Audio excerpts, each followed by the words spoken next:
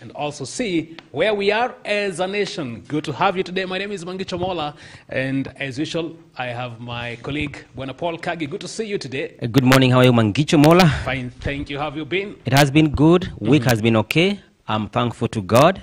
Wow. And viewers, welcome to the Mid-Morning Park this Wednesday, and is a day that we are looking forward for various issues. One of them, when the demos were happening yesterday, to push the government on the issue of lowering the cost of living, particularly the issue of food in our country. Exactly. And we'll also have our main topics today. We'll be able to discuss inclusivity in government appointments. That is one of our main areas of discussion today. In these recent days, we have the Deputy President, His Excellency Rigathi Gachagua, on the spotlight over remarks that he made over the weekend, and remarks that have actually received a lot of backlash from a section of Kenyans.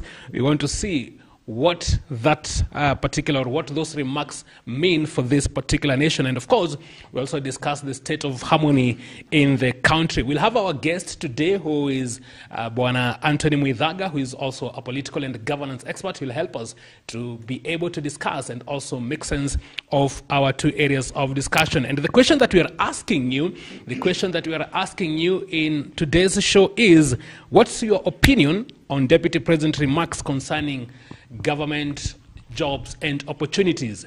What is your opinion? What is your feeling, or what are your views concerning Deputy President Rigathi Gachagua's remarks concerning government, jobs and opportunities? You can begin to give us your opinions on our shortcut platform, that is 238-14, and you can also catch us live on our social media pages, that is MBCI TV on our Facebook page, and also MBCI TV official on our YouTube page. And as we continue with our conversation, we'll be glad to sample some of your opinions concerning these two areas of discussion. But as you had said, Kagi, there are quite a number of other things that have actually taken place in the country in the few days. And of course, yesterday, we were able to see a demonstration from a section of Kenyans blocking Parliament Road, and they were there protesting against the high cost of living. This is something that has actually been of a major concern to so many Kenyans over the recent days. And of course, just even after the Kenya Kwanza government took the instruments of power, it's like so many Kenyans have not yet seen the cost of living coming down, and this has actually angered so many Kenyans, and most of them want to see things being changed, and also this situation being made to be better. And I think that is one of the things, Kagi, that has actually made most of these Kenyans go to the streets and to protest. Yes, very true, Mangicho. And one of the commodities that is raising concern among the Kenyans is the unga, which is our main staple food here in Kenya. And there was a promise, there is a fact, that after a few days after the election, the Kenya Kwanza will be lowering the price of ugali, that is maize flour. It has not happened, and therefore it has raised a lot of questions from various quarters in the country.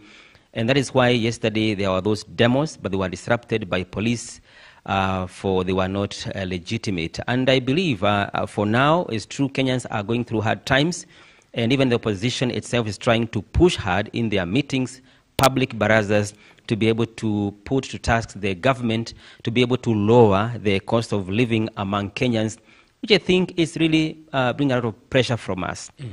And people are praying hard that by the month of April, we will have enough rains for our season to be able to plant our crops and have something to feed on our stomachs. Yeah, that's very true. And of course, when you look at it, and I think this is one of the things that maybe the government really needs to put into consideration, because if you looked at the men who were protesting yesterday, and of course, some of them are celebrities, and of course, seeing them being arrested, and one tries to wonder what would happen if such a scenario was now going to be replicated in other parts of the country, and how much can this actually even interfere maybe with the government's day-to-day activities?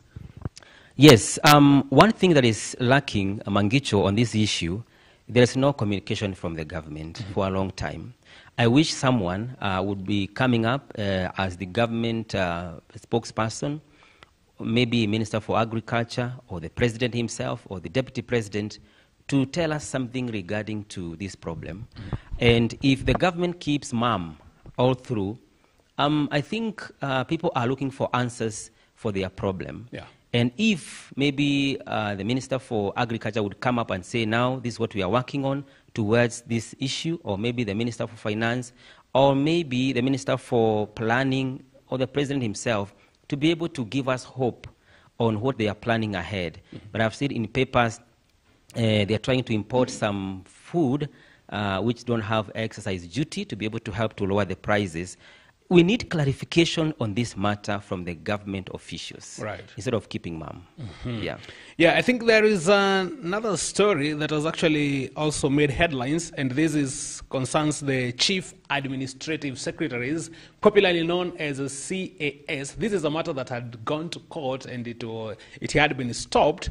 But I think we have the news that the court actually it gave its judgment, and now we can have the CAS being appointed.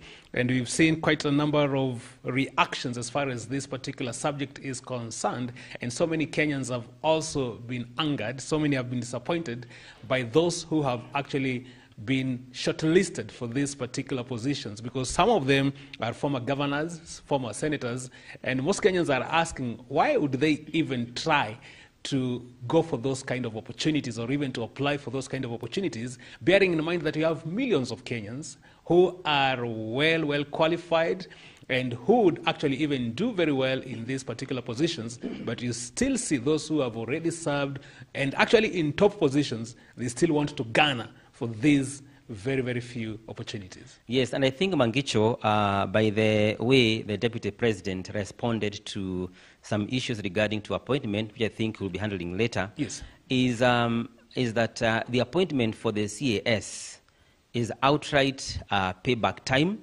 to the allies and political supporters, and it seems to be the last hope for those people who supported the Kenya Kwanza. This is the largest appointment that is waiting. If someone misses this one, I think the chances are very slim to be able to get a payback. Yeah. But there are two things which has been raised regarding to this position. Number one, if you look at even in the papers this morning, there is a question of do we give people these jobs as paying them for their support, or do we give people job in terms of delivery? Okay. I think the government is in dilemma, payback and delivery. Number two, the opposition is raising concerns, checking on the history of the appointments in the last 3 months or 4 months, whereby these appointments are too much not representation of the people. They are inclining to some tribes more than the other, and it is raising concerns from the opposition side. So I think the CAS appointment is going to create a clear picture of the operations of the Kenya Kwanza. Exactly, and we'll be able to discuss that particular subject or that particular area in details, even as we tackle one of our key areas of discussion this morning. There is another story there about the Independent Electoral and Boundaries Commission and the issue of a boundaries review, which, according to the papers, it's like now it has been halted because, as we speak, we don't have an active IEBC. Yes, and according to Article 89 of the Constitution, it has given the country an opportunity to be able to review the boundaries. You know, the boundaries are reviewed because of various issues. Number one, because of the increase of population, issues of development. There are many aspects that we check. So the Constitution has given us an opportunity to be able to review our demographic representation. And it should be done 12 months before election. It is not the first time this issue is coming up. We know that it came up during the BBI process, though it was not very clear.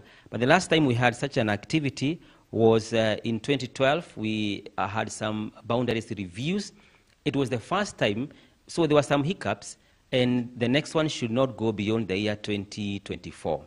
So I believe it's an opportunity again to be able to countercheck this matter. Yeah. But it must be done better than 2012. Sure. And of course, some of the bone of contention concerning this particular subject has been when it comes also to the allocation of funds or allocation of resources to different constituencies. There are those who have been arguing that the same resources or the same amount of CDF being distributed to all these constituencies, despite the fact that some constituencies have more electorate compared to others. And so you might find that maybe one particular MP might actually be credited maybe to having distributed or maybe to having taken good care of the CDF funds and other resources that have been put into their constituencies. But in a way or the other, maybe it is because of the number or maybe the fewer number of the electorate in that particular constituency compared to others maybe who have a lot of the electorate, and therefore the same amount of CDF being given to them might not actually be as effective compared to the others. Mangicho, if I'm hearing you well, it's like you are saying there is another formula for introducing one man, one shilling, one vote. Exactly. But the way it was done in 2012, I feel they need to do it better. There were some politicians who really worked hard to have the boundaries changed. Right. Not for the sake of good representation, development, all this, but because they had an agenda to be able to enclave some people to support them in the next election. Yeah. So if we could be more keen this time around, I think it will be of more benefit to Kenyans than individuals. Exactly. I think that is something that they will be, or maybe most Kenyans will be looking at. But then, even as we talk about that, and looking also at the storm that is affecting the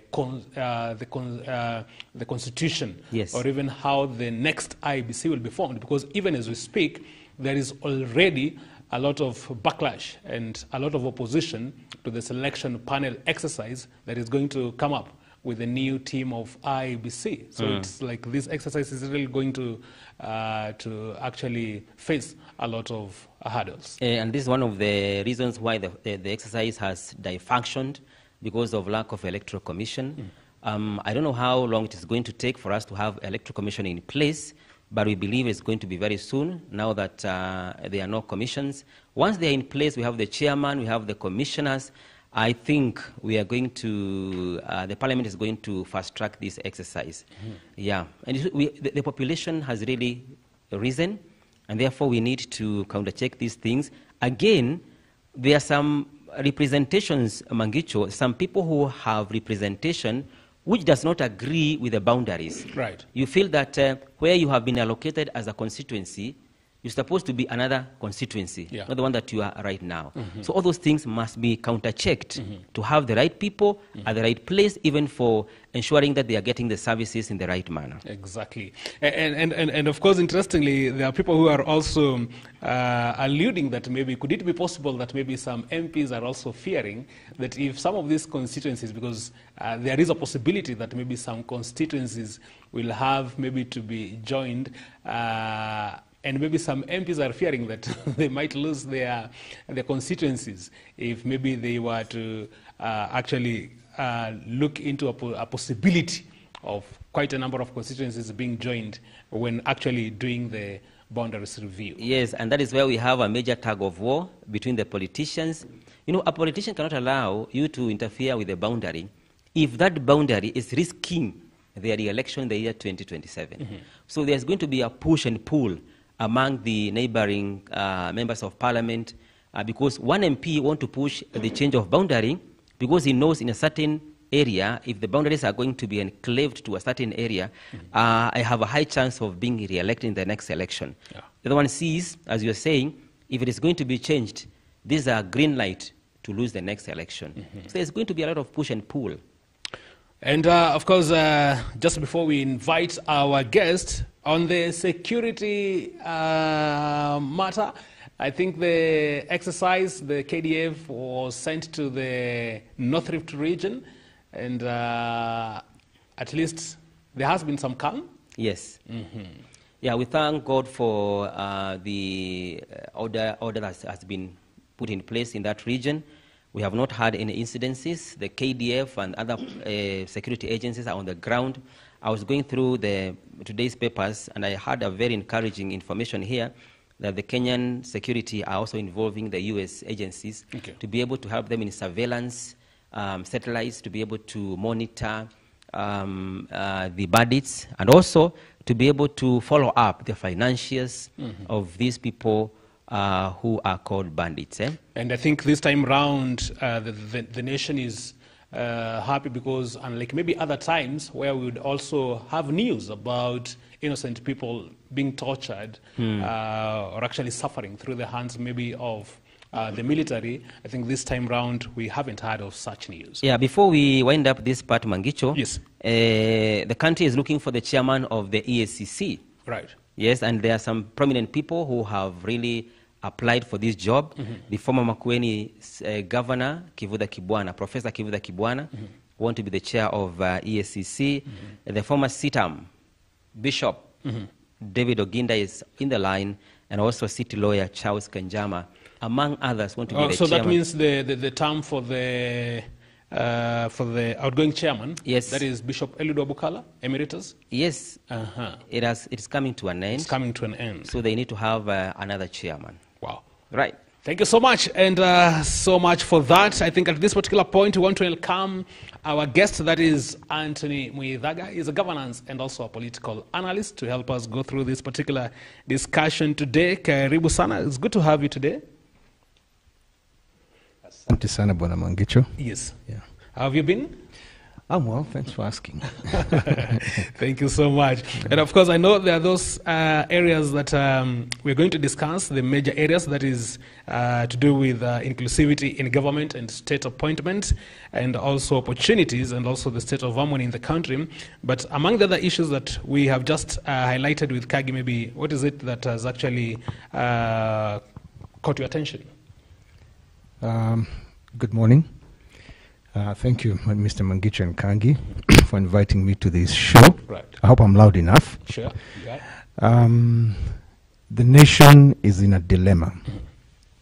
With all the confusion the government is creating, it is time to listen. Because anybody who doesn't listen then ends up making even more fatal mistakes. We've looked at the current constitution, the cabinet looks like today, and does not depict inclusivity, because you end up, appointing cronies, people who, at the end of the day, become sycophants, and this is the plain truth. Whether you like it or not, I'm going to say something about a certain minister, but I'm not going to mention his name, where he decided to step down to become a senator and give out his nephew's name to become the MP of that particular area. So it is all about them and not us. The middle class, the poor, the haves, because this is about the haves and the have-nots.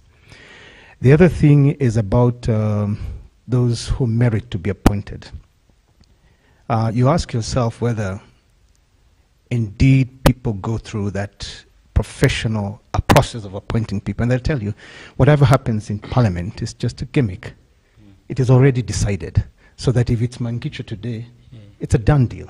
Whether you like it or not, whether it is formal or informal, it's a done deal.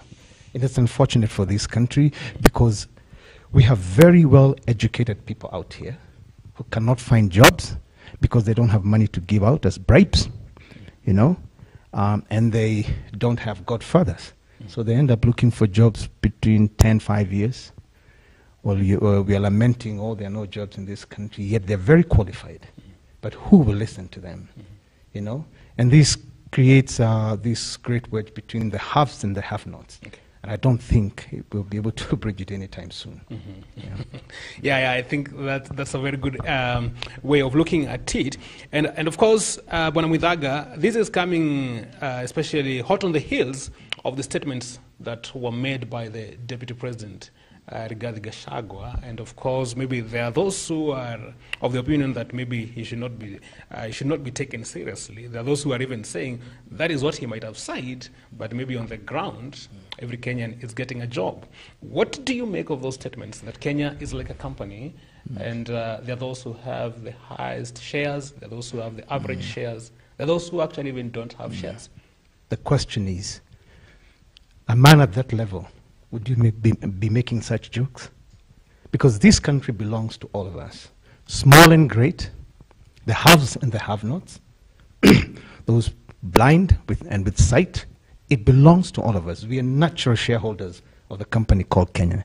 So this idea of Deputy Gachagua, ranting and saying that it only belongs to those who, if this country bans, all of us will ban, and there's no question about it. Sure. Yeah. Maybe, Mangicho, regarding to the issue of Gachagua, yes. I'm trying to ask myself, maybe Mheshimiwa will tell us, could it be the Deputy President is being the first person to speak the truth?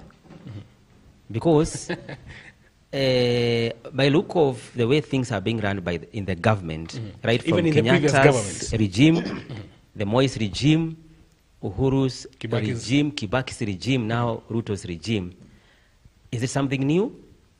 I think it has been a culture. Gachagua is putting a very bold face to be able to say. So I believe, yes, people feel it is not okay, but is it new thing?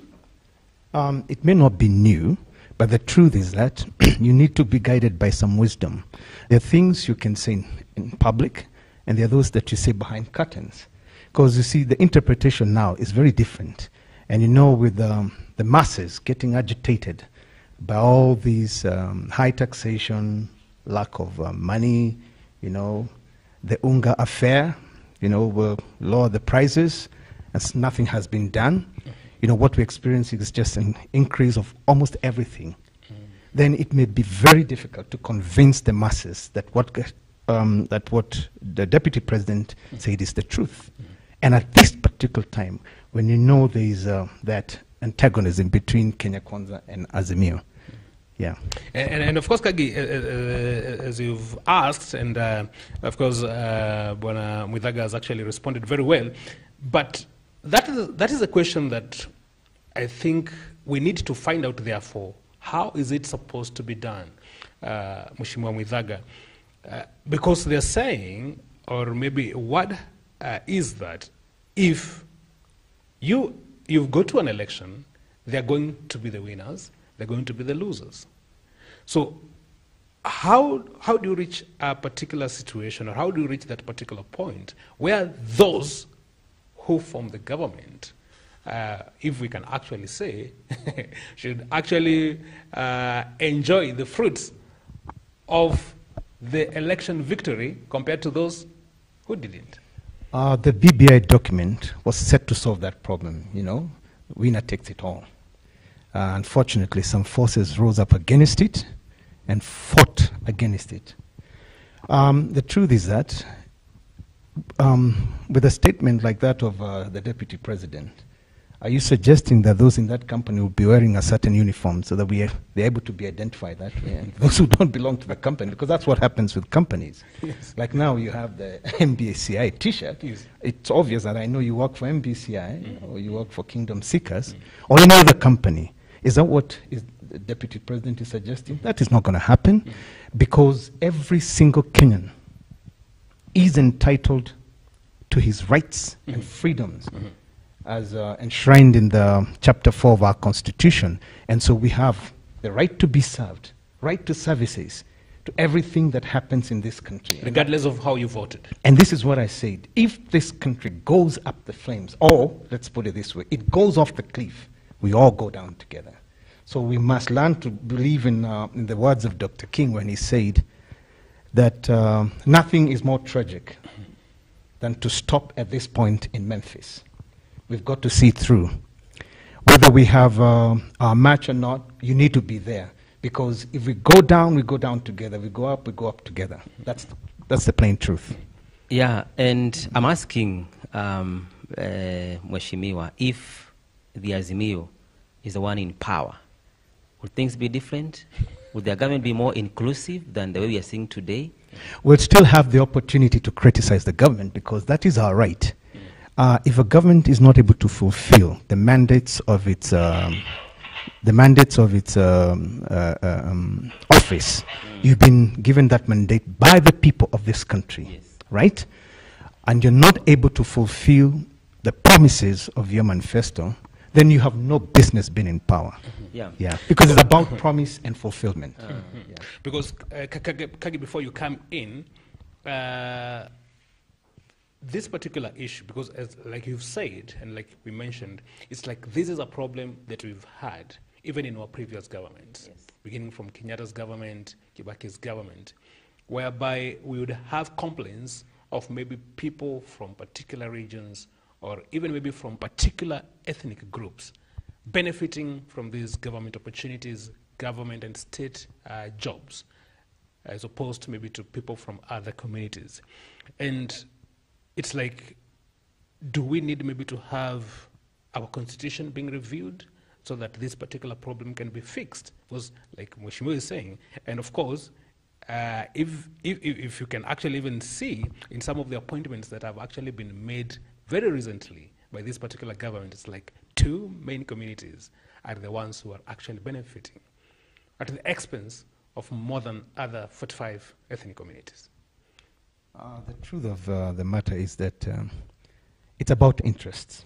It's not even about tribes anymore because if today we have, and let me put it here clearly, like you just said, two tribes, the Kalenjins and Kikuyus. This is a replica of what we see in Russia, where today Putin is president, tomorrow he's the prime minister, Medvedev is prime minister. Russia does not belong to two people. Mm-hmm. It belongs to all those who are called Russians, whether they're within the borders of Russia or outside. So the idea of trying to exclude the other communities, the danger is, and I want to put it here, that the other communities who feel isolated will rise up and gun against the two. And that day, like J.F. Kennedy once said, that those who make peaceful revolution impossible make violent revolution inevitable. Of course, I'm an advocate of non-violence, but that's the plain truth. Mm-hmm. Yeah. Yes, and I was thinking, Mangicho, yes. We have a problem because what the Deputy President is advocating for is building a very unfamiliar culture, which I think it has been there, because he can talk about that as the second in command in the country. It's like he's telling others in the counties, we have the county chiefs, like governors. You have also an opportunity. If there's some guys who didn't support you, why should you be bothered with them? Can you pay only those who supported you? So this culture is moving from the national government, trickling down to county government, even to the constituency, whereby we have a culture of maybe only bringing on board those people who supported you. Let me state it this way, that we are simply slipping back into the old dark days of Kanu, where you'd have to have that card and show it. Because what is going to happen, Kagi, is that each time you probably want to present your papers, your credentials in a certain office, the next question you'll hear from one of those people is that, did you support us? If you didn't, and definitely you have the spies there, you'll be spying saying, Kagi didn't support us, so why would you want to give him a job? Yes. Yet we are all entitled, so long as we are called Kenyans, by birth. MBCI Television, transforming lives. Tabia inchi, utasema kizungu ni? Tabia arafu inchi. Inchi, nation, and habit. Nation and habit. Name 3 arms of the government. I would like to see it. Number 1 ni Raila Amolo Odinga. Number 2 ni kwa kaunti yangu Wycliffe Ambetsa Oparanya. Watatu ni mbunge wangu Tindi Mwale Butere.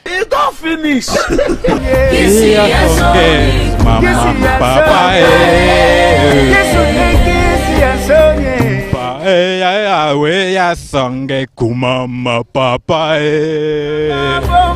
songa po mwana papa kuma songa po mama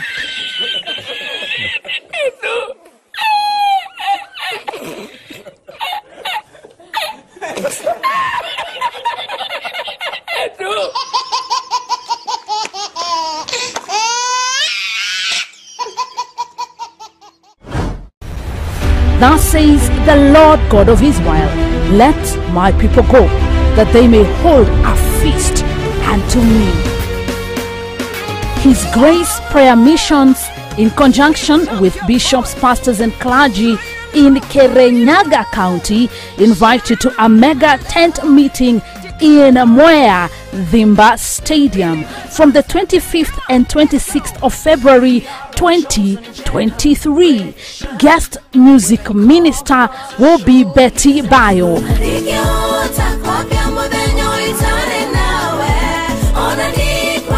Come and receive healing for your life and family as the Lord liberates you for your next level in life.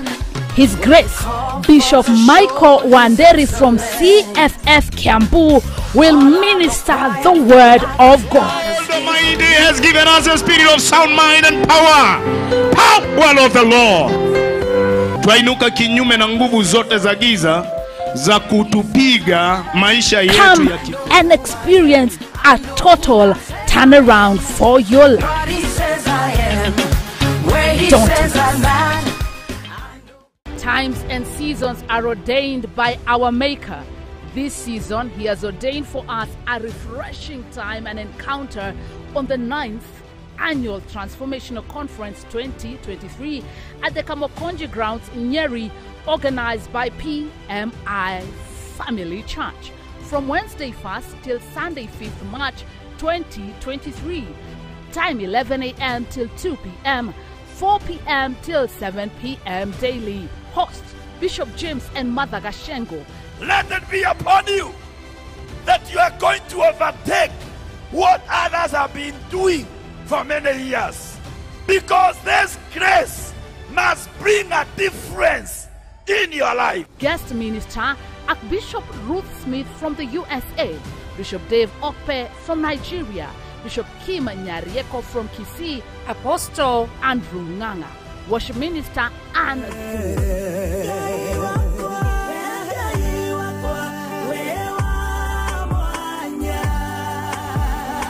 Theme: winning and discipling souls for Jesus Christ. Matthew 28:19. Come and experience times of refreshment in the presence of God. Everybody, you have been called of God.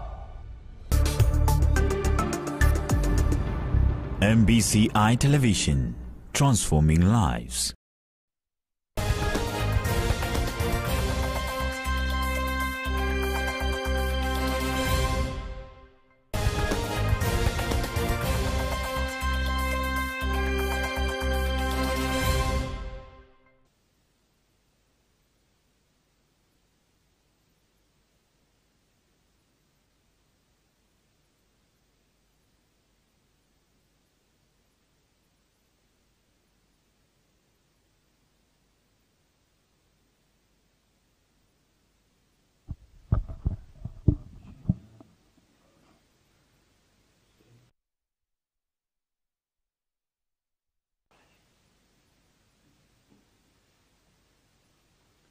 Welcome back to the mid-morning pack. Thank you so much for continuing to be with us. You are still watching us today, and we are discussing about government opportunities and government jobs, and we are also talking about the state of harmony in the country and On the set, we are having Anthony Muithaga, that is a governance and also political analyst. And before we continue, we just want to have our reporter, Vincent Kimtai, who was on the street and also was able to get some of the reactions and some of the responses from Kenyans regarding this particular matter. If our director can now give us that particular segment by our reporter, Vincent Kimutai from the street. Shukran sana Mangicho Mola pamoja na Paul Kagi mkiwa upande wa pili wa studio.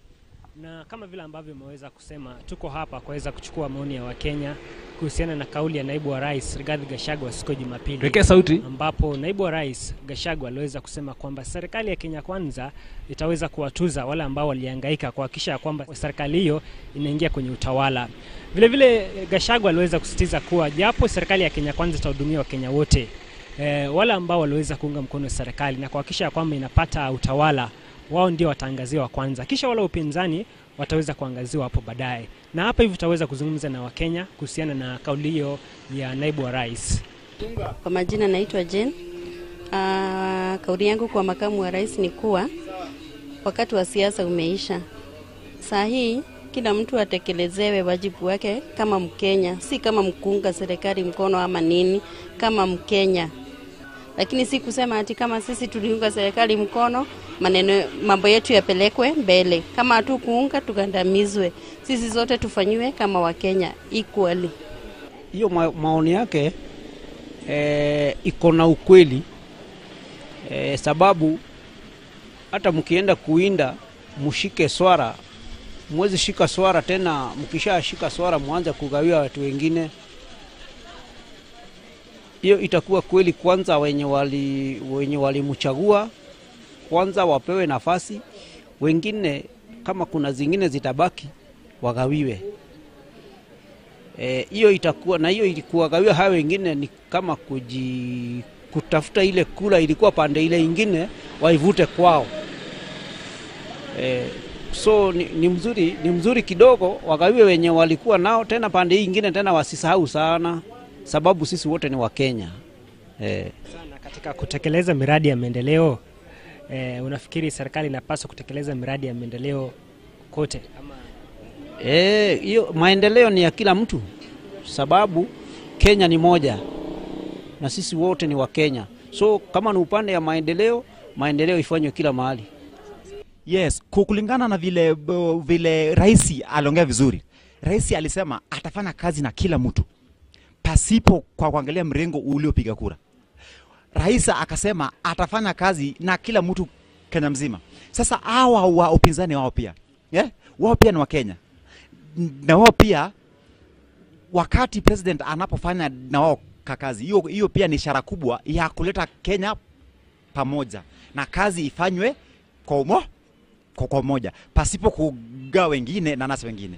Yes. Kwa majina naitwa Barnabas Mayaka, na mimi nilipiga kura ndio, lakini sasa hapo afanye vizuri juu wenye walimchagua na wenye hawakumchagua wote wanategemeana. So akiegemea upande mmoja inaweza kuwa ni hasara kwa kila mtu mpaka hao wenye walimpigia kura. Kwa majina naitwa Irene Jendeka Chiluka. Wakati wa uchaguzi ilisha, sasa tunafaa kushughulikiwa kila mtu mwenye alimchagua na mwenye hakumchagua, wote anafaa kuwashughulikia kwa usawa. Kwa majina naitwa James Kamau. Kila kiongozi mwenye ako nchi yetu ya Kenya, regardless kama alikuwa pande ya serikali ama hakuwa anaunga serikali kura, anastahili hata kushughulikiwa the same na wengine juu yeye ni taxpayer, analipa ushuru kama watu wengine. Hata kama yeye ni kiongozi analipa ushuru kama watu wengine, kama wenye wamepewa kipaumbele pale na hii serikali ya Kenya Kwanza. Kwa hivyo maombi yangu ni kila Mkenya hata kama hakuwa anaunga nini, tushughulikiwe sawa. Kwa majina naitwa Fidelis Moseti. Kwa maoni yangu nasema vile makamu wa president alisema si sawa, kwa sababu hii serikali walipopiga, hata mimi nilipiga UDA. Sasa ya kwamba ukisema utachagua itakuwa vyema, utakuwa umetawanya Kenya. Especially sasa maisha imekuwa magumu sana, kama kwa sababu ni hao walipo uongozi wako kwa uongozini, wanafaa kuangalia maisha ya Wakenya vile inaendelea. Kwa vile tukisema itakuwa ni kama kusema tutakuwa na Kenya mara mbili, tutakuwa na president wawili. na of which ni president mmoja alichaguliwa na Wakenya. Na wakila Kenya, kila mtu ako na sababu yake mwenye alichagua. Suppose kusema ni makabila zingine tofauti, kama individuals msana nilipigia UDA. Niko na sababu yangu kwa sababu kwa nini nimepigia UDA. Na kila mtu ako na kauli yake tofauti. Sasa kitu ningesema wasiangalie hiyo, waangalie maisha ya Wakenya vile na wanadhoofika saizi. Gharama ya maisha imepanda, hiyo wanafaa waangazie hiyo. Waangazie Kenya kwa jumla, kwa sababu kusema wataangazia Kenya wenye walipigia kura, kusema tunafaa kwenda uchaguzi tuchague president wawili wa Kenya. Hayo ni maoni ya Wakenya kuhusiana na kauli ya naibu wa rais Rigathi Gachagua siku ya Jumapili, ambapo tumeona kuwa Wakenya wengi wanasema kwamba serikali ya Kenya Kwanza inapaswa kuwashughulikia Wakenya wote. Vile vile pia viongozi ambao walikosa upinzani pia wanapaswa kuteuliwa kuingia kwenye serikali. Ikumbuka kwamba Mangicho pamoja na Kagi, Rais William Ruto alipokuwa akichaguliwa alisema kuwa yeye ni rais wa Wakenya wote, bali si wale ambao walimpigia kura peke yake. Na hivyo basi Wakenya wakisisitiza ile kuwa serikali ya Kenya Kwanza inapaswa kuunganisha Wakenya wote bila kujali mrengo waliounga mkono wakati wa uchaguzi. Jina langu ni Vincent Kimtai nikiripotia Mid Morning Park, MBCI TV.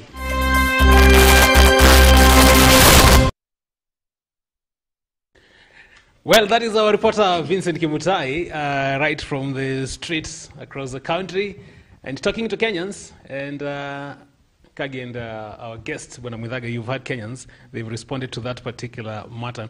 And one of the things that has actually even come out very, very strongly is the contradicting statement, because the president is on the record saying very, very clearly that as a Kenyan, as a voter, you don't have to worry whichever way you voted.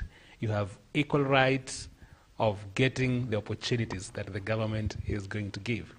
Is a deputy contradicting his boss? Yes, as you continue, it's very true, Mangicho, the president, from the day one, he was very categorical that I will be the president for all Kenyans. My government will be government for all Kenyans. I think it will be too unfortunate if this statement is not coming forth. You know, we are in an era whereby everything is recorded, everything can be repeated more and more. So there's nowhere to hide. Or is it a matter, Mwesh, of speaking from both sides of the mouth? Absolutely, because you stand on that platform and say that I'll be president of all Kenyans, regardless of the way you voted.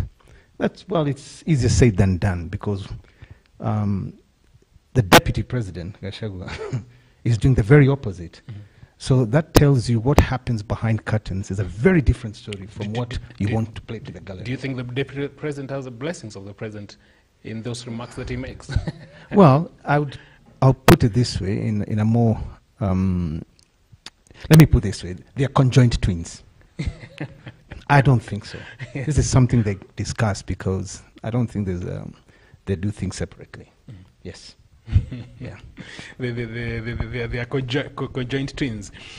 Before you continue, yes. On the same, and Mheshimiwa, I feel there was a culture that was created by the president himself when he was deputy president, a culture of having a deputy president who is independent-minded, right? Who can be able to say anything, sometimes without being summoned by the president himself. So you know the operations between the former president Uhuru and Ruto, whereby deputy president was operating more of independently in mind and everything. I think is a culture that the current deputy president is slowly trying to use it. Right. Yeah. So maybe he is doing it out of his own principle. Yeah. But of course, even as you say that, Kagi, because you see there is the importance of looking at the government and also speaking in one voice. In as much as even maybe the cabinet secretaries would have independent minds, but I believe the government would want to come out to speak with one particular voice, with one particular agenda, so that it doesn't seem like this one is pulling this particular direction and this other one is pulling from this other direction. And if maybe one is pulling from a direction that maybe the others don't agree, don't you think it's very, very important for them maybe to be called to order? What's the purpose of cabinet meetings, Bwana Mangicho? You know, because the government is, once the president calls for a cabinet meeting, they are supposed to speak from, they're supposed to read from the same script. So there's no way they would have divergent views because we are serving the same government, so our efforts are consolidated towards that. So this idea of Gachagua speaking that way and the president speaking that the other way can only tell you that the whole thing is not sustainable. Sooner than later, the real Romeo and Juliet will come out. The real Romeo and Juliet.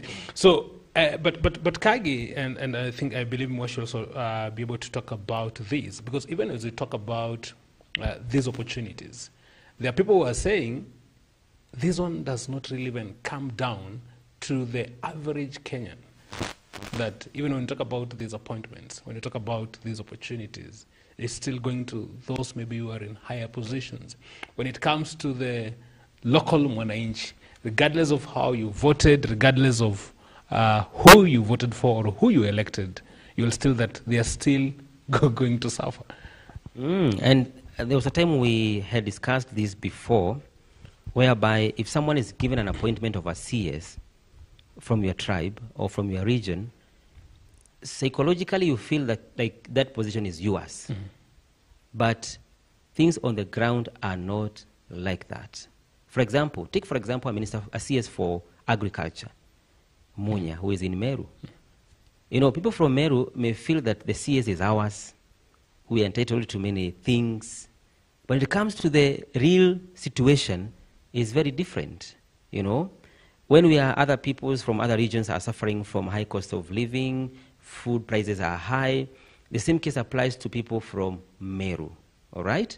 So I don't think, as you're saying, there's nothing like when someone comes into a position, it is going to benefit us more. For example, those people who are coming, appointed from the Kenya Kwanza regions, we are going through the same sufferings as Kenyans, especially on the lower level. The same suffering.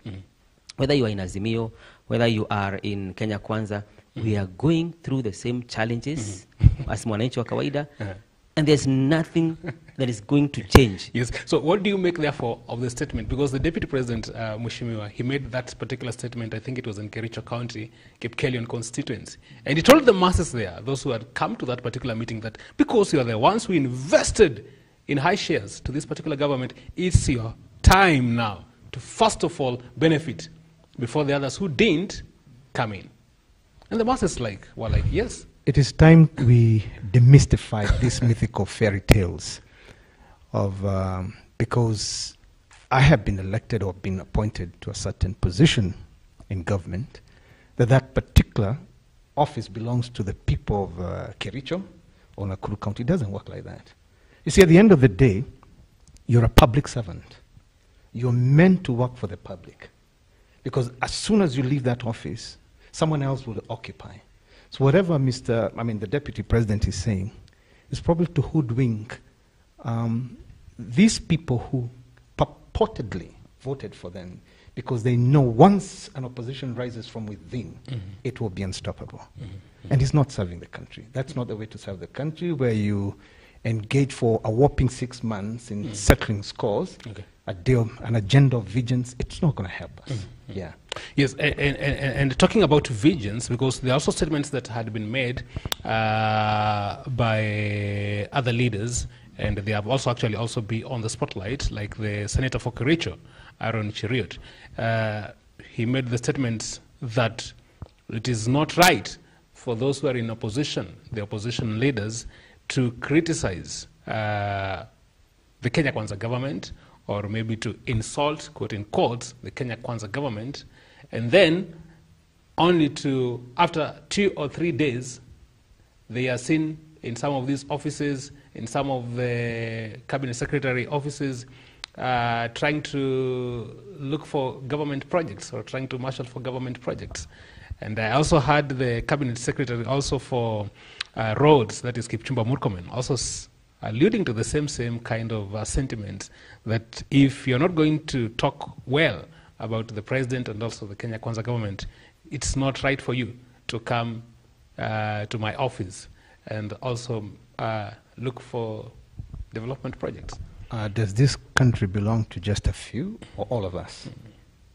This country belongs to all of us, and we are all entitled naturally to public appointments, whichever way we voted, right? And this should be based on merit, not on whether you're Kenya Kwanza or Azimio. It doesn't matter, because we have qualified people across the board.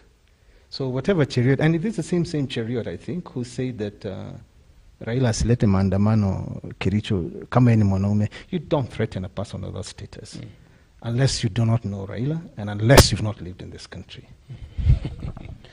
I think, Mheshimiwa, you can also talk about this, whereby we have a problem with the distribution of our resources in the country, because I believe the reason why we introduced devolution is to be able to come out of such a trap. Right. Whereby the leaders go to the government offices, to cabinet secretaries' offices, to president, to deputy president, to beg for development in their areas. This culture was there during Moi's era. And I remember one day there was an election in Nyandarua County. There was a push and pull between the opposition and the KANU government. There was a by-election, I think so, and the president really brought development in that region, electricity, and the poles were thrown everywhere in that constituency. And then the people decided, even if you give us electricity, our decision is we are going to have this guy from opposition. And then after they elected the guy from opposition, early in the morning, they found the poles were not there. So we have come from very far. Slipping back to there, Mangicho, I feel we are not going the right way. And therefore, I'm saying we need to come up with another program or strengthen the program that we have, whereby devolution must be strengthened. Because devolution is whereby we are trying to share the resources that we have. There before, all resources were in one cup with the national government, with the treasury. So there was no way to get development from your area if you're not talking good of the government. But now we have come from there, we are very far, whereby if you have a national resources, we have like 3 trillion shillings from our taxes. This goes to county, is in the constitution. The CDF is given this much. I don't think we should start bringing the culture of going to the government to beg for development. Even the government itself knows how development are being planned. For example, through the parliament, when we are creating budget, that is the line where all national development should be anchored in. So that after the budget, Nakuru County has been given this much for this level of the roads, okay? Instead of going to line up at Murkomen's office, the MP should push for what was agreed upon during the budgeting, right? So we need to strengthen what we have to avoid going to the CS offices to beg for development. I'm sure you all remember, and if you don't, I'll remind you here, what J.M. Kariuki once said, that it takes more than a national anthem, however stirring, a national coat of arms, however distinctive, a national flag, however appropriate, and a national flower, however beautiful, to make a nation. It is time we had a national dialogue to invoke the spirit of nationhood, because the more we do these things, the more we divide the people, the more the country becomes polarized, and that is why you've had rumors about secession. It's not the right thing to do for a country that is already suffering from economic crisis. I think we need to uphold the spirit of nationhood and remain as a nation. And it is time for this government to respect that, because it is in the Constitution. With what even happened to Eric there, because that appears in the Article 37 of our Constitution, the right to picket peaceably and assemble. But you're not going to stop people, because what is happening now, whatever is happening, is an idea whose time has come. Not even the military can stop it. Yeah, just like you've said, because we believe that, or most Kenyans would actually want to think, or would have actually expected that the 2010 Constitution would have solved this particular problem of majority of Kenyans feeling they've been left out. They're not getting these opportunities. And that is why when the counties came, when devolution came, most people thought that, now, this particular problem has been cured, that you don't have to look like maybe you are pro-government, for you maybe to be in a particular position, or for you maybe to merit a particular opportunity in the government. But it's like this particular issue has not been solved yet. And like Agi, you've put it, it's like, again, those who are in the opposition, they still are, those who are perceived to be in the opposition, they still have to be seen, and they still have to be subjected to that particular process of going to these particular offices, trying to show as if they must be in good terms with the cabinet secretary. Of course, now most of, I think, virtually all the cabinet secretaries are at the mercy of the president. And of course, if therefore you're perceived to be in the opposition, it's like, first of all, you have to be seen. And of course, they also think that there is a lot of pressure from the opposition that maybe you should not be seen to be with the government. But is it therefore the constitution moment that we should be talking about? Are we supposed, or are we, should we be able now to look again into our constitution so that this particular problem can actually be solved? Yeah. The truth is, Kibaki came in and was able to do a marvelous job. He didn't care where you came from. He didn't care whether you're Luo or Kalenjin or Kikuyu. He didn't care, because he believed in that spirit of nationhood, you know, just from the same quote I've made of J.M. Kariuki. But it's on record that the president himself said that we need a strong opposition. I'm sure he didn't know what that meant, because sometimes it's important to be careful what we say. That opposition is now in place, and it's not something that you're about to stop. So those are the things, the hula-baloos that we are seeing around. Definitely they're not sustainable. And when the reality dawns on every single one of us, then I'm sure somebody will regret having made such statements. Yeah, so I think, Mangicho, we don't have to go back to the Constitution. It is there. We only need to have a government which is willing, and people who are, especially Parliament, they are called lawmakers. They should come and debate this issue, whether we are implementing the Constitution or not. So we need to strengthen what we already have, right?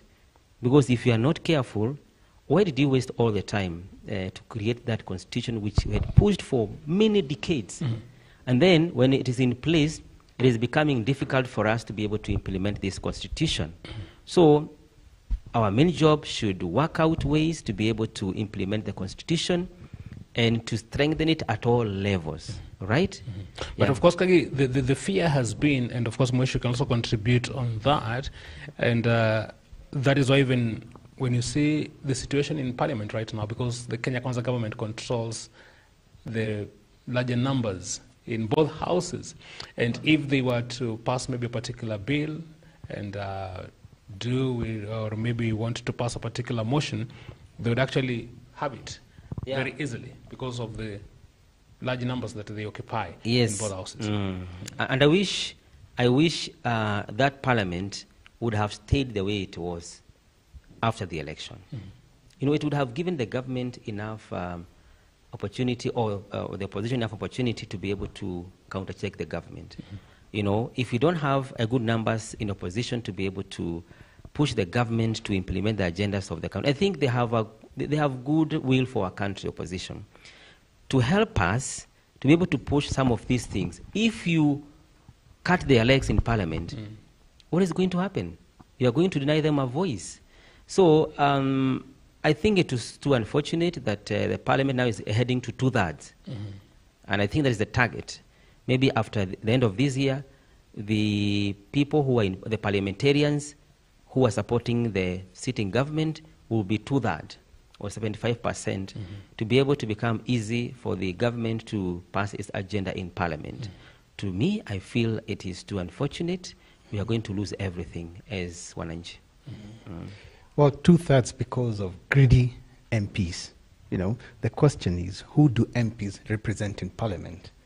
They represent the people who are talking about high taxation, you know, high prices of commodities, people who have simply lost hope about their future.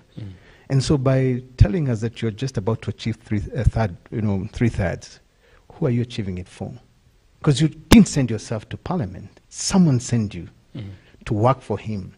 And if you cannot fulfill the mandate of your office, you know, the best thing is to leave.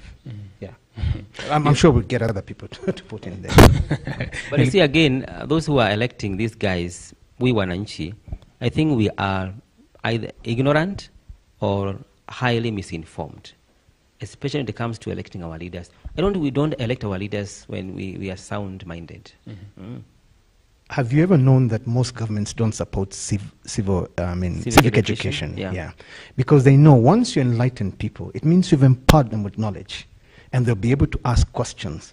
You know, these are not the days when an MP just stand on a podium or platform and tell you all sorts of things and walk away. And then, even after blasting his own opponent, and in the evening, makes a phone call to Mangicho and tells him, that was for the gallery. Forget about that. No. These days, with the internet age, and I'm sure this is what more used to celebrate, the beauty of lack of internet. But in the current situation, you cannot pretend. Yeah, you cannot. So most of these politicians would want to take advantage. Of course, with the current electorate, with the current parliament, you don't need enemies. The people of this country don't need enemies. For sure. Yeah.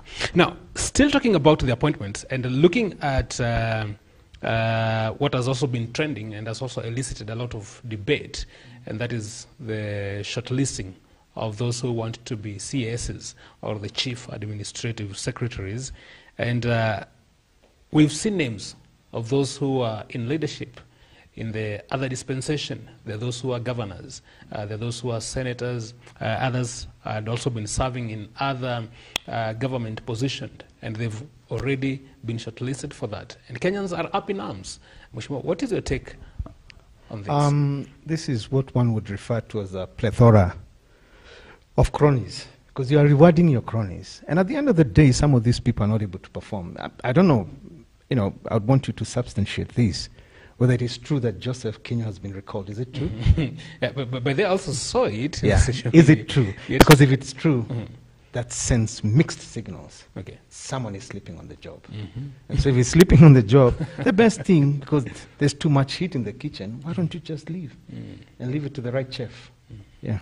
I know Kagi also have a point on that, because and that's where we are coming again. It's like those who are and remember, this government came riding on the slogan of Mama Mboga, but up to now there are so many people who are feeling they haven't really felt these Mama Mbogas being given these particular positions. If you see maybe 3 former governors being shortlisted for these particular positions, maybe up to 5 senators, former members of parliament also garnering for these particular positions, where are you leaving the other millions who are also equally qualified for these kind of positions?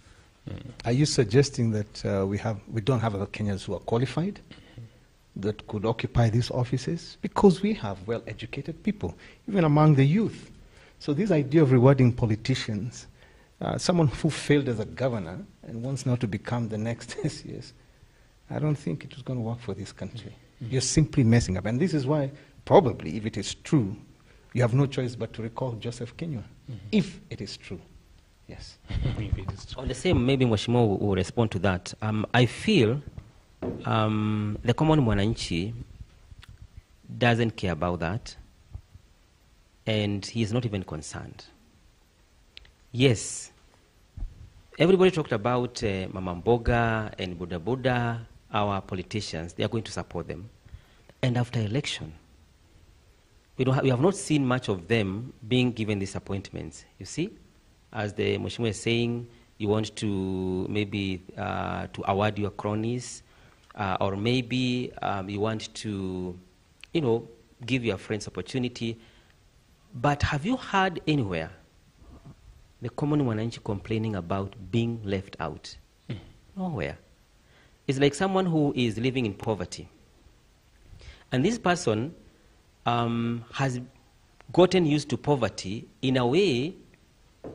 Secretly, he or she has accepted to live in poverty and is justifying that situation of living in poverty.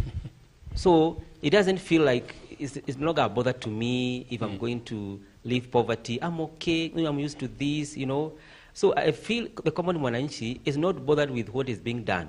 They feel, no, yes, the government is for Mama Mboga, but I don't think we are qualified to be there. Have you heard them complaining? Where? I think we were tuned in such a way that we believe that what is happening is okay, you know, ni kama kawaida. And that's the most dangerous notion, because I always say pessimism is the most dangerous forms of mental martial arts. You've made people so pessimistic that it's almost a norm in this country, right? And even at independence, the first government, it was able to identify disease, illiteracy, and poverty. But you know what happened? They kept poverty as a protege to use against their subjects. So this is the same thing being repeated here. Yeah, and they've been able to thrive on it, and so they want just to take it to the next level, the ignorance of the masses. And you know, when the masses wake up, and I'm going to say it here, then we'll have to face the Bolshevik Revolution Yes. of 1905 to 1918, when ZAR could not stand the heat out there in the streets. But Mwesh, is it really feasible? When you look at maybe how the formation maybe of a country like Kenya, because one of the things that people have actually been saying it is a challenge is because the problems that are facing us, that is very true, and actually what Kagi you've alluded to is very true.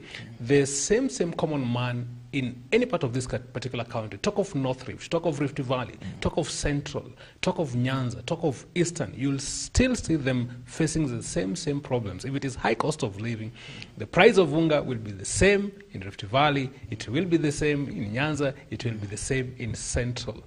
But when it comes now maybe to Kenyans in their entirety, coming together, and having that particular one agenda, but that now it is time for us maybe to do away, for us to put our political affiliations aside, to put our ethnicity aside, and focus on this particular one goal that we have to put our leaders into account.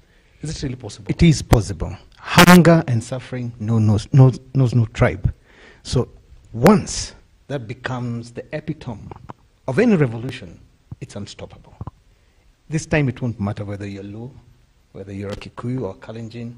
This hunger is affecting each one of us. Because again, Mwesh, the problem that we've been having is that when these leaders, whenever they are put to task, they'll be very, very fast, very swift to retreat back to their ethnic cocoons. And they'll begin to say that, we are now being targeted. Okay, our community is being targeted. They take advantage of their ethnic communities. Have you ever read The Enemy of the People by Chinua Achebe? Because by retreating to your communities, it won't help you. Kemunya did the same thing, and he said he would rather die than resign. At the end of the day, he resigned, right? It is about the people. Because for them, once they sit up there, you'll discover that they don't have enemies. Look at what happened at the National Youth Service. It had all those people from all those communities. They're involved in that scandal. So once they're eating up there, and you know how gluttonous they can be, once they're sharing out the cake out there, they don't care about us here. They only come to show us whatever has been left on their beard, their lips. That's exactly what they do. And they hope that we'll be able to join them in that.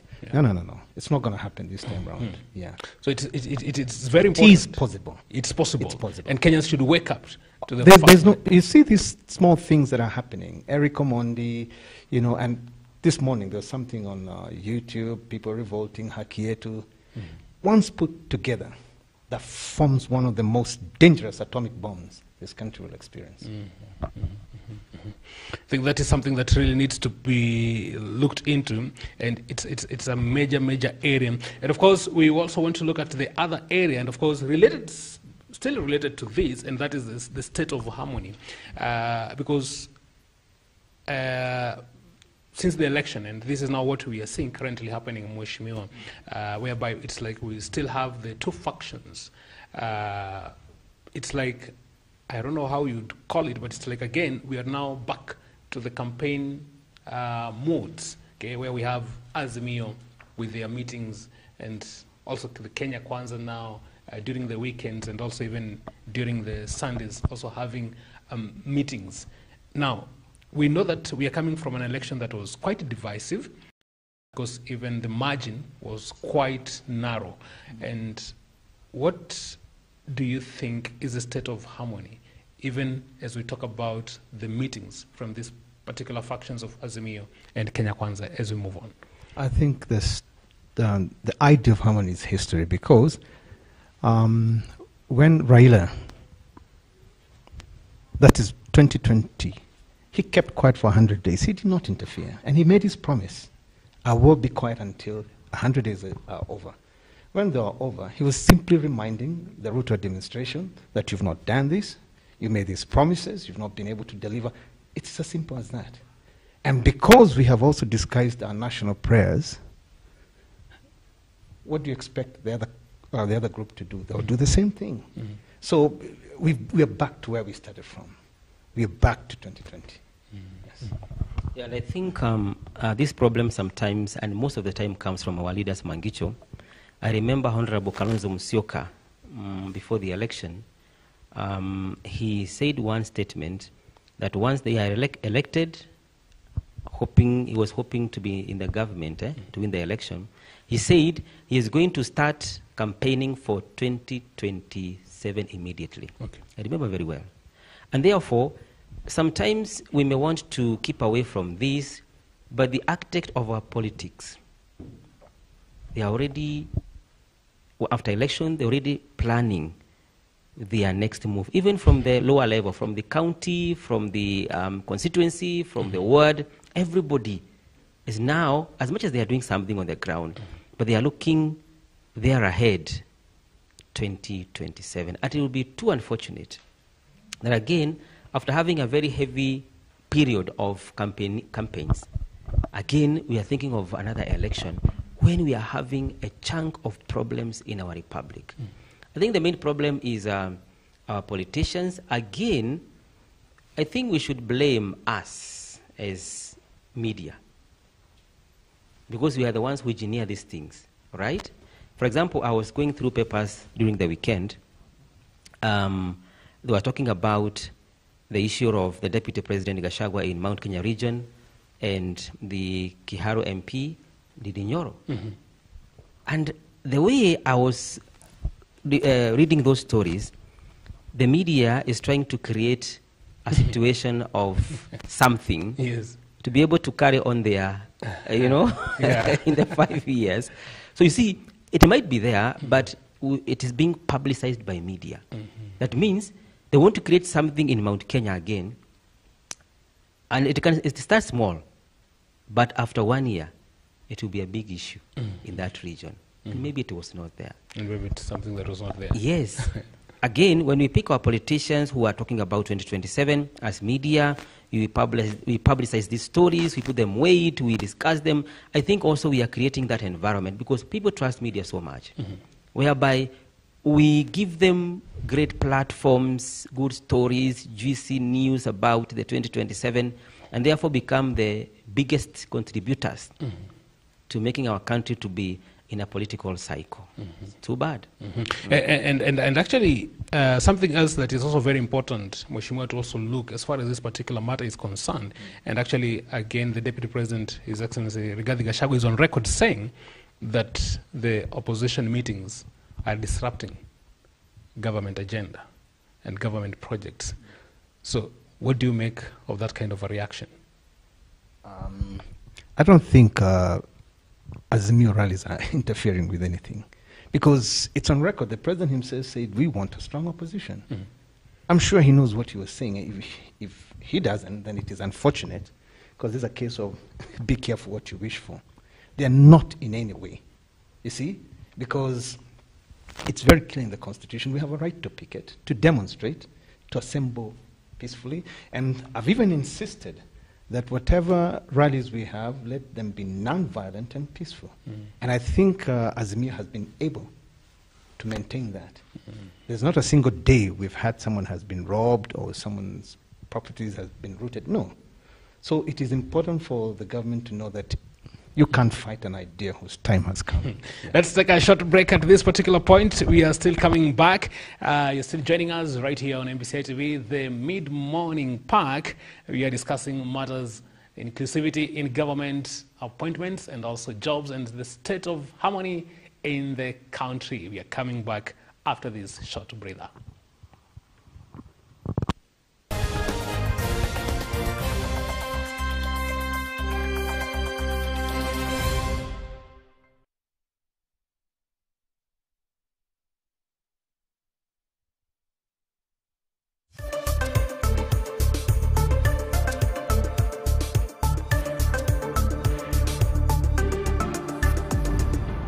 MBCI Television, transforming lives.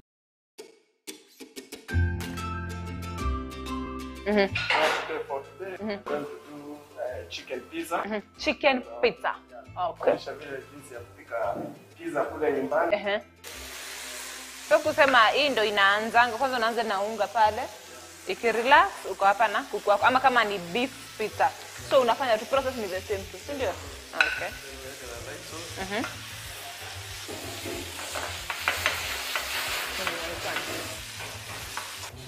Making the base. The base for the pizza. Don't make it to be thick. It should be thin. Thin. Yeah. So hii ni hapa ndo kazi iko sasa chef.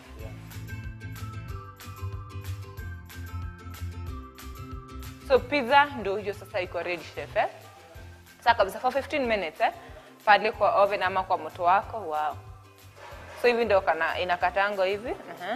We are at Lake Nakuru Flamingo Resort and Spa, which is in Nakuru County.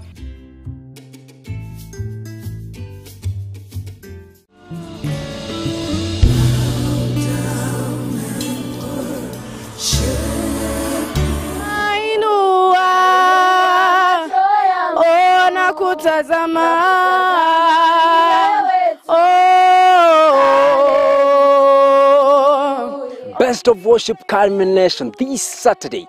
Itakuwa live kutoka Njoro Girls High School Nakuru. Hello, my name is Mrs. Judith Gadua, the principal Njoro Girls High School. So we are welcoming you to the show that will take place on Saturday, the 25th of February between 3 and 5 p.m. Our theme for the show will be In His Presence. Come and enjoy worshiping and calling upon the name of the Lord. For when we call upon Him, He hears and He answers. Karibuni sana. You're all welcome. Kwa takriban saa 2 uweponi pa Mungu, kikosi kizima cha bao tutatia nanga hapa katika shule ya upili ya wasichana ya Njoro County ya Nakuru. Ambia mwenzako, ambie mwenzake. Hii sio ya kukosa. Uweponi mwako.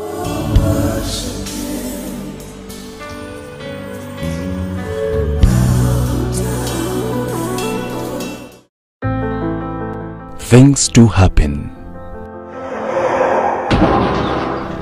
Accidents,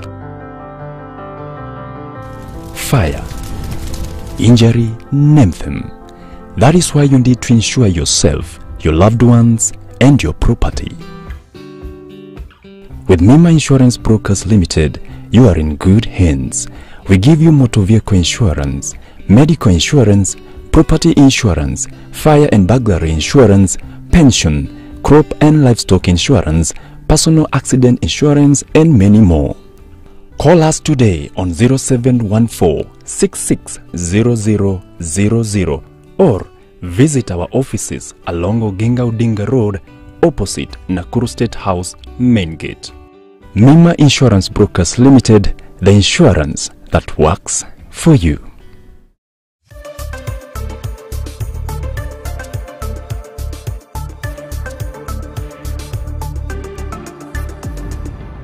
MBCI Television, transforming lives.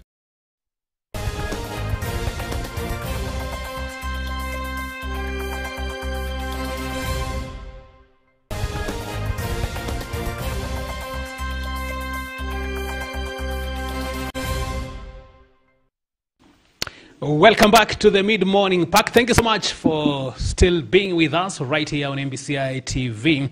That is a weekly show. We are talking about matters, inclusivity in government jobs and also government opportunities, and also the state of harmony in the nation today. Thank you so much for your feedback. You're still catching us live on our Facebook page, that is MBCI TV, and also on YouTube, that is MBCI TV Official, and our shortcut platform is 23814.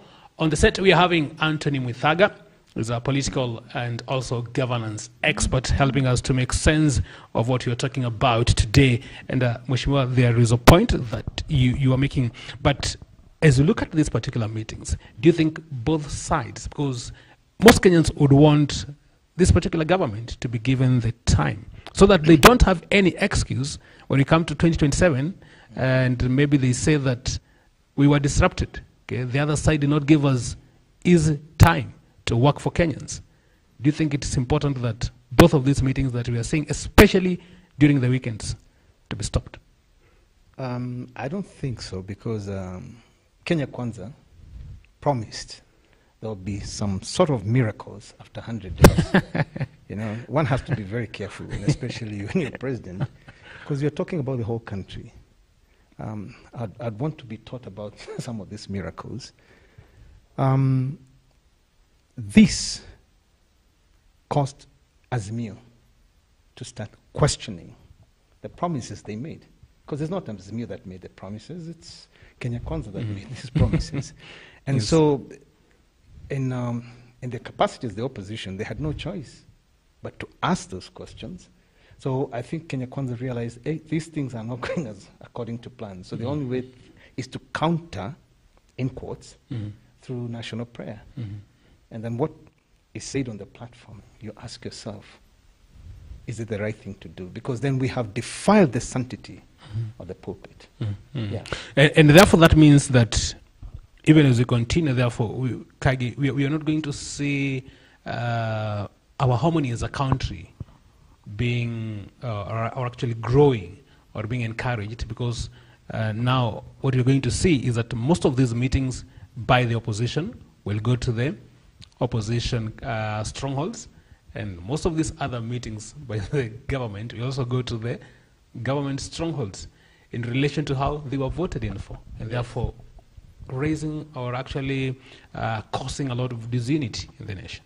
And I wish we have a culture whereby once we are done with the election, we are done and dusted and wait until maybe 1 year we go back to our politics.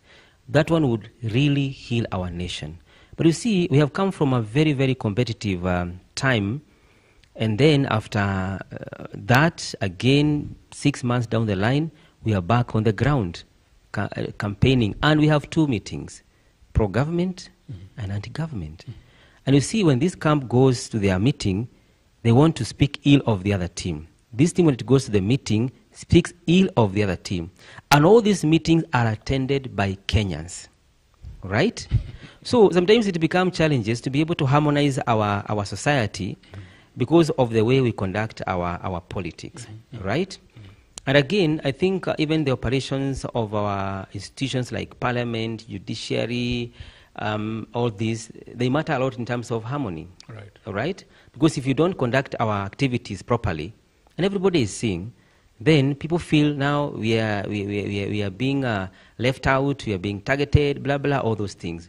But first, these meetings that are going on, whether they are for government or anti-government, they are putting the country in a division, which is not healthy for us. You know, the more we are divided, the more we are losing the track. I wish we are more united. Even if we lose elections or you gain election, we should come to a point whereby we leave politics away. And sometimes I admire our neighbors, Tanzania. You know, they have a democracy of rotational presidential selection, something like that. Right. And you feel Tanzania, after election, somehow they don't do their politics. They wait for, after 4 years, is when you hear they are talking about, they are looking for people to be able to vie for parties, they are looking for regional representation, then they go for their politics. But for 4 years, they are focused on other things. It has really helped them to be able to remain a united nations more than we are. You know, and we are more vibrant nation than Tanzania. We have a leaf to borrow from them, right? Sure. So that is where we are. I don't know what we are going to do, Mheshimiwa, that we create that culture. I don't know, but we have a huge task ahead of us. You know, this country is suffering from the cancer of stealing elections. Because with every electioneering cycle, there's always complaints of the election has been stolen. If we are able to put an end to theft of elections, I am sure we'll be able to achieve harmony. Because no one then will be complaining. But if this is a cycle that we are so used to, then I don't think we'll be able to realize that. Yeah. And talking about that, because it's like we already have a problem, even in the entire process of constituting the next IBC. Kenya Kwanza would be making a fatal mistake by trying to constitute IBC alone.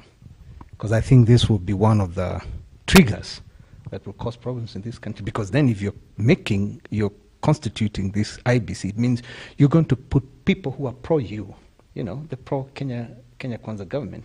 And I don't think Azimio will accept that. No way. There's need for inclusion. You know, open discussion. Like I said at the beginning, there's need for national dialogue so that we're able to sort out these problems. And a strong belief in civic education, in a way, may help this country heal. Yes. Civic education. Yes, and before you continue, Mangicho, maybe to Mheshimiwa, yes. Is it good for the Azimio to pull out from the parliamentary committees which are, or panel that is selecting these commissions, because they have said they're not going to participate in the selection of these IEBC commissions? Do you feel it is sound for them to do that? And why should they pull and the process is going through the parliament, which is the legal way? Do you remember the quote by Mao Zedong? Yeah? The people's president. Yeah. Hit where you least expect them. If you can't do it on the floor of the August House, do it out there where people are. And people will not take it lightly. Because there's no way you're going to put pro-Kenya Kwanza commissioners. That won't work. It's as good as dead. Yeah. And of course, again, even when you talk about harmony, we already have the opposition, and actually even the opposition chief, who's already said that he doesn't recognize the government, he doesn't recognize the president. Now, when you talk about the stakeholders in the country, what do you think they need to do? Even in as much as we've been seeing leaders, and even maybe church leaders in some of these meetings, but in terms of maybe bringing the top leaders together, when you talk about the other stakeholders, what do you think needs to be done? I'm sure you know this anonymous prayer. God grant me the serenity to accept the things I cannot change, courage to change the things that I can, and wisdom to know the difference. You know, there are times when, and I think this is for Kenya Kwanza, because you're staring at a revolution. The best thing is to find a way of dialoguing. If you don't dialogue, like I said, it's as good as dead. Because then you'll be living in ignorance, hoping that things will just sort themselves out. It won't work. Yes. This is a people-driven process. Okay. Yeah, and if it's a people-driven process, you heard what one person said in Rwanda. These Americans, they say they have no interest in Rwanda, and what he said is that, you see, radios don't kill people, people kill people. So it's a people-driven process, and all of them need to own it. Others will not have that IBC. And talking about dialogue, therefore, what needs to be the basis of dialogue? Honesty, a genuine national dialogue, all inclusive. Yeah, without this, some cards on the table and others under the carpet. Yeah, when you're talking about honesty, what should we be honest about? What is happening now? Right. Own up and say, it is true, we messed with the elections. Yeah, something happened, but you see, we were doing it for to play to the gallery. But the truth is, that you didn't win. And if you didn't win, you sit down together with people and accept. And I've seen that even with the people we were competing with. Yeah. But of course, Mheshimiwa, your critics would argue that you don't have the facts. Well, when I'm called on the show next time, I'll give them all the facts. But that's the plain truth, because if you continue in this state of affairs, then it will be hard for us to achieve harmony as a country. Yeah. Kagi, we just have a minute, maybe if you have a point. No, I think we need to work. This is our nation. We need to really work hard to ensure that everything that we are doing is for good for our nation. As the Mheshimiwa is saying, is our country, and we need to see our country one as we are heading forward, particularly for the common mwananchi. Exactly. And that's where we wrap it up for today. Thank you so much to Ready Noon. And we've been having Anthony Muithaga, is a governance and political analyst. Thank you so much, sir. It's been a pleasure having you on the Mid-Morning Park Show. Asante sana. And thank you also so much, our viewer, for watching and also for your participation in this conversation. Remember, it's very important. You have a duty. I also have a duty. This is our country. We have to talk about what's happening. On behalf of the entire crew that has made this particular show a success for today, we'll see you again next week at a time like this. My name is Mangicho Mola. Enjoy the rest of your video. And thank you for watching us. I wish you a lovely day ahead. My name is Paul Kagi. Bye for now.